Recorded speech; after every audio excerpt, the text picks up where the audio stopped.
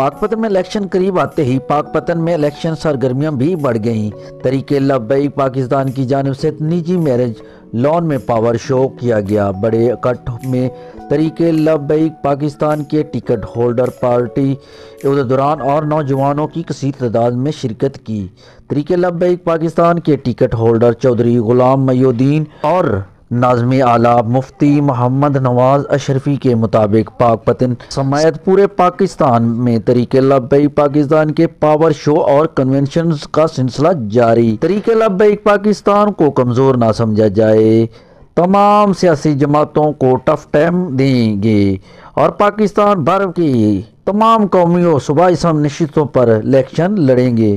कौम आजमाए हुए को आजमाए ना के बजाय तरीके लब्बैक पाकिस्तान को मौका दे और हम इक़्तिदार में आते ही बगैर किसी लालच के मुल्क व कौम की खिदमत करेंगे। पाकपतन से उमर दराज, पाकपतन शरीफ।